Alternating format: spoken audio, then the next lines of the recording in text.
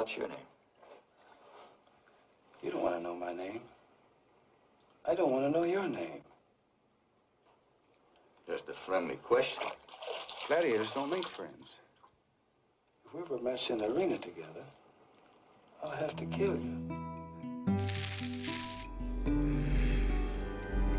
Interesting facts about famous people. 10 of Woody Strode's non-westerns. Following a video I made on Strode, check it out in my channel. I'll make a link at the end of this video. I thought it would be fun to take a look at a selection of his other movies. Let me know what you think in the comments. Woody is a much loved actor. I've never heard a bad comment about him. He certainly left a positive impression on those lucky enough to work with or just watch his movies. If you enjoy this video, hit the notification button to get my new videos. If you want to check out my many other videos, head over to my channel. The link is in the description. Please take a moment to like and subscribe to the channel as well. I appreciate it. Let's get into it.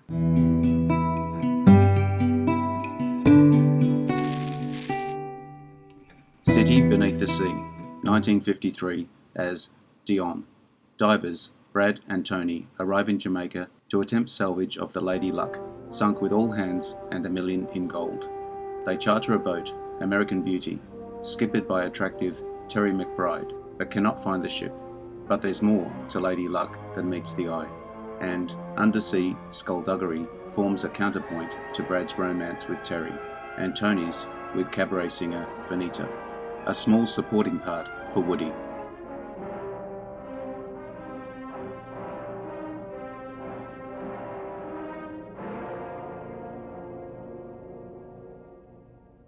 Tony, are you all right? Get my gear ready, quick. Starring Robert Ryan, who loved danger and excitement. Mala Powers, a spitfire of a skipper when she wasn't a loving woman. Anthony Quinn, a reckless hunter on the ocean floor. Susan Ball, who liked the kind of men you couldn't trust. Listen to me. 5 minutes after the law gets wind of this, they'll be down your throat. Who's gonna tell them, you? You must stay away from Port Royal. Let the dead stay dead. They challenged the mysteries of the monstrous ocean, undaunted by the hidden dangers that beset them. Caribbean hurricanes couldn't stop them. Cut these boats loose before we crack up. No, you can't go away and leave Brad down there. That's just what we're going to do. Cut that boat loose. No human beings ever faced, as they did, the awesome, crushing fury of an underseas earthquake in the sunken city of the dead.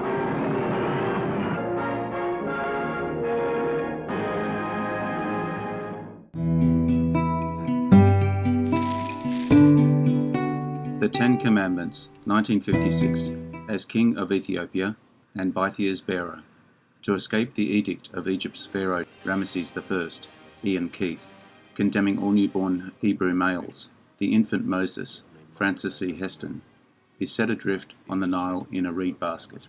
Saved by the pharaoh's daughter, Bythia, Nina Fock, he is adopted by her and brought up in the court of her brother, Pharaoh Sethi, Sir Cedric Hardwicke.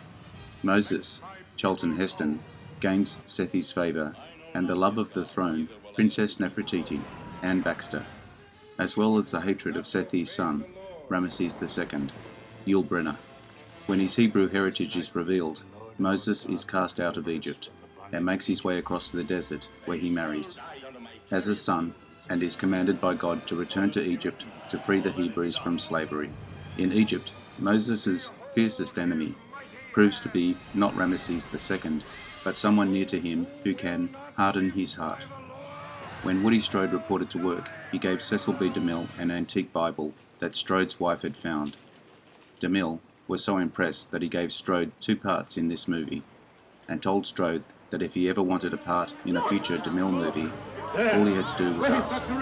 Unfortunately, this project was DeMille's final movie.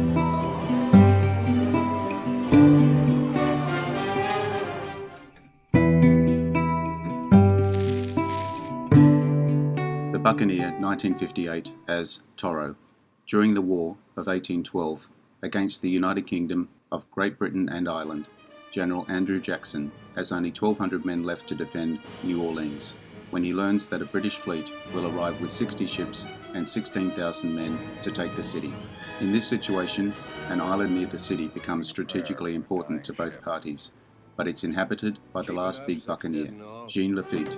Although Lafitte never attacks American ships, the governor hates him for selling merchandise without taxes, and is loved by the citizens for the same reason. When the big fight gets nearer, Lafitte is drawn between the fronts. His heart belongs to America, but his people urge him to join the party that's more likely to win. Lafitte ruled his own little kingdom. The island stronghold of Barrett was a handful of squirrel hunters and raw recruits. Commanding them was a backwoods general named Andrew Jackson, played by Charlton Heston. Well, what's your news? Now, stand easy, Captain. Captain Wilkes, reporting from President Madison, sir. The British have captured Washington. They've burned the Capitol and the White House. The fate of the country is in your hands, sir. The British invasion fleet is headed for New Orleans with 16,000 troops aboard. 16. They expect me to stop them with it. I've got 1,200 men. Most of those boys don't have shoes, let alone musket flints. How do you... New Orleans, huh? All right. We've got more chickens here than we got troops. Come on, get on out of here. Oh, yeah, if they control the Mississippi, they'll really have this country by the throat.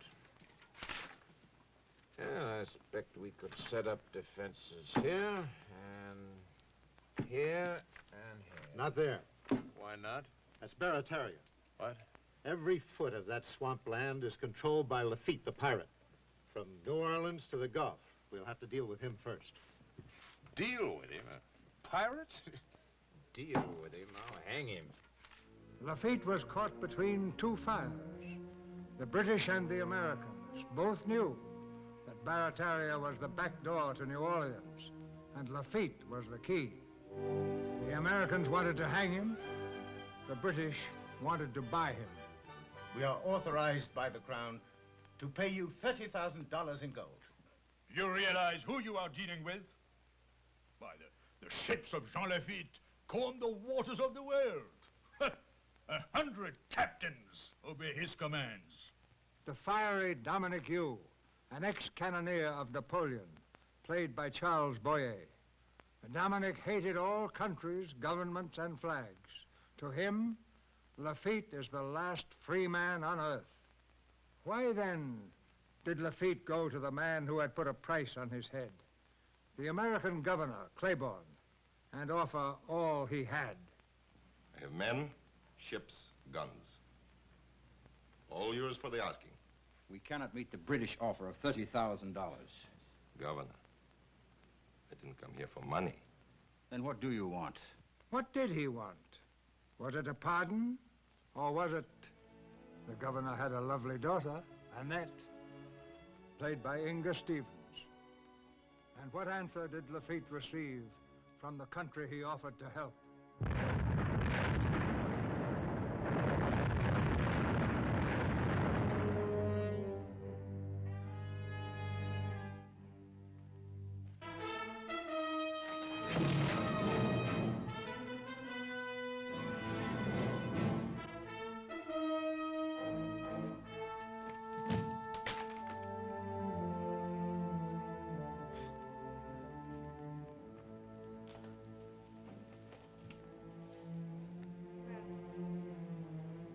Where you started, Lafitte?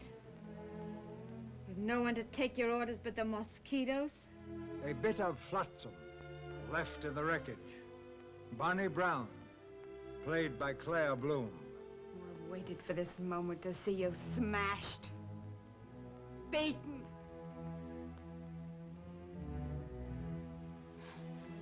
I see it, it hurts. Don't give me your pity. I like your hatred better. Where you going? New Orleans. I'll get my men out of jail if I have to kill Jackson himself. I need a tunnel. I got the British marching up my back. I can't stand here talking all night. Now, Now, I need powder and flints, but you won't get this order released till I know where they are. Oh, you're looking for a quick way out of life, Jackson. If you put a bullet in my brain, I'd still live long enough to kill you. What was the bargain driven between this flint-hard pirate and this iron-willed general? A strange alliance and a strange army of squirrel hunters, dandies of New Orleans, Choctaw Indians, free men of color, untried militia, facing the might of a magnificent British army, fresh from its victories against Napoleon.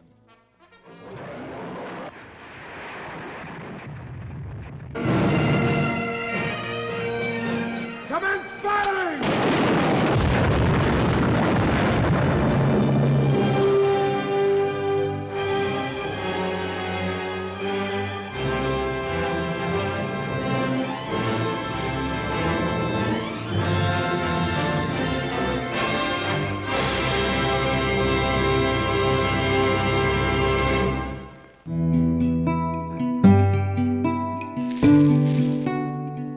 Pork Chop Hill, 1959, as Private Franklin. Grim story of one of the major battles of the Korean War. Lieutenant Joe Clemens, Gregory Peck, is ordered to launch an attack and retake Pork Chop Hill. The hill is of no particular strategic military value. Under the impression that the battle has been won, battalion headquarters orders some of the men withdrawn, when in fact are in dire need of reinforcements and supplies. As the Chinese prepare to counterattack and broadcast propaganda over loudspeakers, the men prepare for what may be their last battle. The French premier was received with criticism on grounds of racism, as the character played by Woody Strode was shown to be a coward during the initial attack on the Chinese position. I'm up here last night. They don't care any more about Korea than you do. A lot of them had it just as rough at home as you did. They came up and fought. About 25 of them left. That's a pretty exclusive club.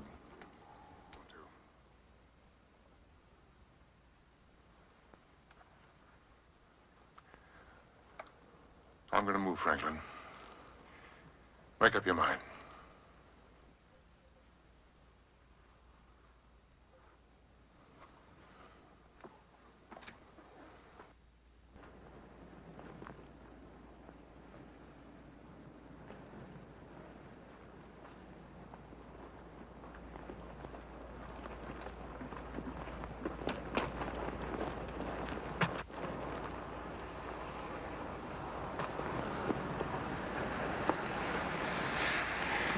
They're all up there.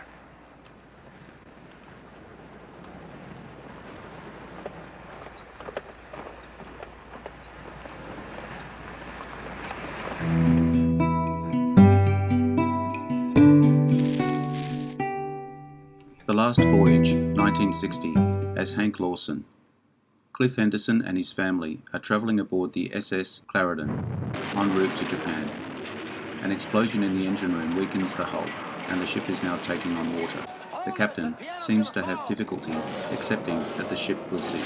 Cliff's wife, Laurie, is severely injured and trapped under a fallen steel beam in their cabin. The men work frantically to shore up the hull. Cliff tries to free Laurie from the wreckage with the help of one crew member, Hank Lawson. Stuart Whitman was originally set to play Cliff Henderson, and Sidney Poitier was to play Hank Lawson. The roles were eventually played by Robert Stack and Woody Strode. The second time Strode beat Poitier to a role, the other being Sergeant Rutledge. I'd rather show you. One moment a honeymoon to last forever, and the next...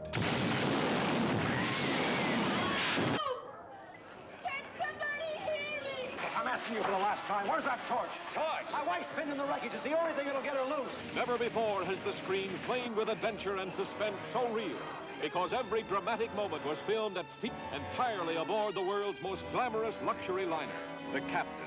His biggest decision had been who should dine at the captain's table. I'm still the captain. Captain. And I know you're a joke, a stumbling, incompetent, career-happy joke. The engineer who risked the charge of mutiny. to save his passengers.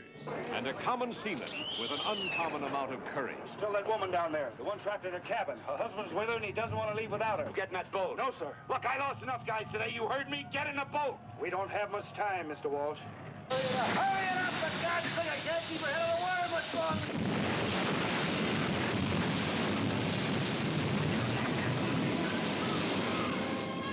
The telephone cord. Pull yourself up. You're on.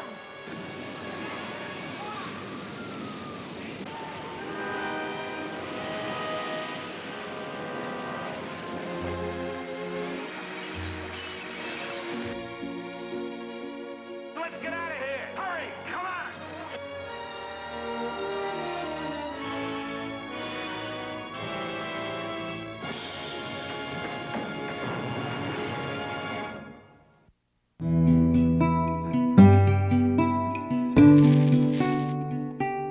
Spartacus, 1960, as Drabba. In 73 BC, a Thracian slave leads a revolt at a gladiator school run by Lentulus Batiatus, Sir Peter Ustinov. The uprising soon spreads across the Italian peninsula, involving thousands of slaves. Spartacus and the thousands of freed slaves successfully make their way to Brandisium, only to find that the Cilicians have abandoned them. They then turn north and must face the might of Rome. In order to put Woody Strode in the right mood for the scene, where he and Kirk Douglas wait to do combat, director Stanley Kubrick had Strode listen to a Sergei Prokofiev concerto during the filming and got the visual response he wanted.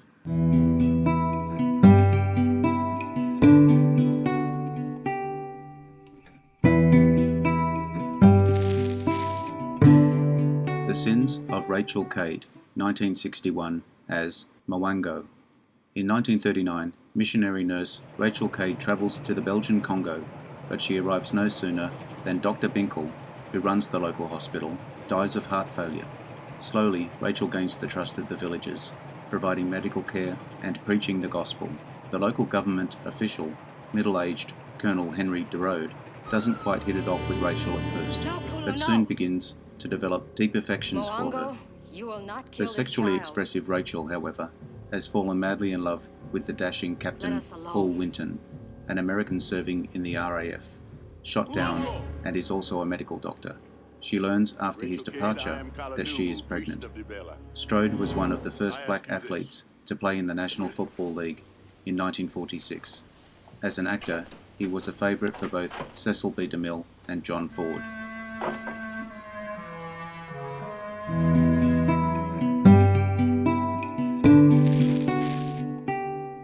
Tarzan's Three Challenges, 1963, as Khan, dying leader. The spiritual leader of an Asian country is dying. The leader's evil brother, Khan, is plotting to prevent Kashi, the youthful heir, from assuming his rightful position. Tarzan is summoned to protect Kashi, and, in doing so, he must face Khan in 3 tests of strength. The final test is a sword fight, which takes place on a wide mesh net stretched over cauldrons of boiling oil. Jeweled elephants lead grand processions, and 1,000 girls perform the dance of the candles. A baby elephant, named Hungry, replaces Cheetah in the humour role. For his role as the dying ruler, evil brother, Woody Strode's voice is dubbed by British actor George Pastel. Its award-winning technical cruise to bring you an extraordinary adventure story. Into the interior of the Rudyard Kipling country, where east is east and west is west. But there is neither east nor west, border nor breed nor birth, when 2 strong men stand face to face, though they come from the ends of the earth. And Woody Strode, the matchless warrior of the Orient, in a challenge where there were no rules, except that one must live and one must die. Your story of a challenge, a boy and a baby elephant.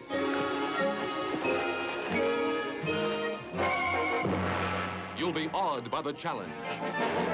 You see? You'll laugh at Hungry, the most wonderful elephant you've ever seen.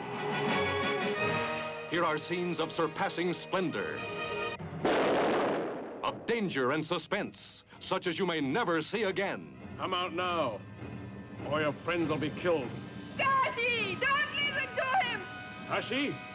Kashi! Kashi! Here are the giant caves of Phetchaburi, the great floating market of Bangkok, the temple of Buddhabat, magnificent, the 1,000 exotic and beautiful dancers of Chiang Mai, the wild and flaming jungles of Lam Tong,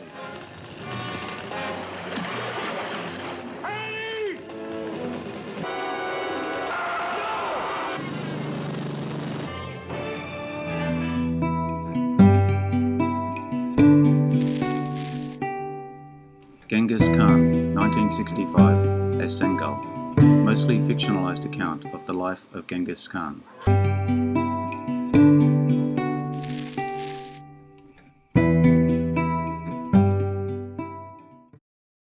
The Italian Connection, 1972, as Frank Webster.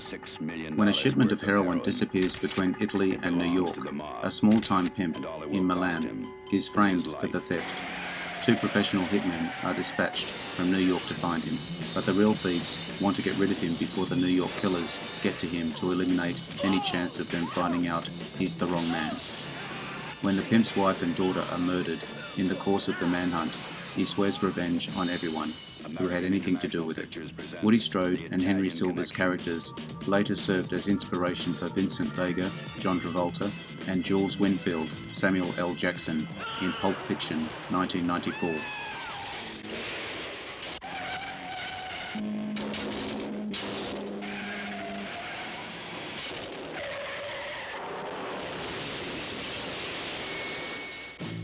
The Italian Connection, the story of an international manhunt with a cast of international stars, Luciano Paluzzi, Cyril Cusack, and Henry Silva and Woody Strode as the hunters. I want you to kill him in the most brutal way possible, because I want it to be conspicuous, sensational.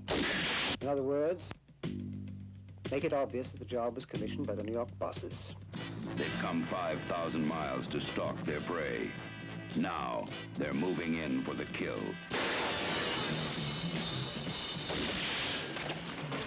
When the Godfather signs your death warrant, there's no place in the world you can hide. Hurry! Shooters! The Italian Connection. Make it. You'll make a fortune.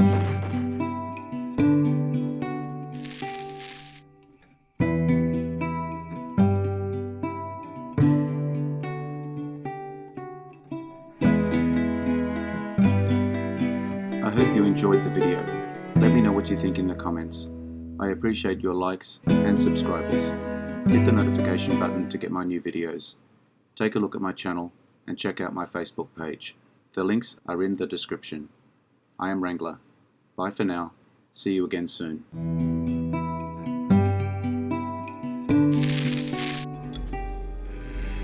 Interesting facts about famous people.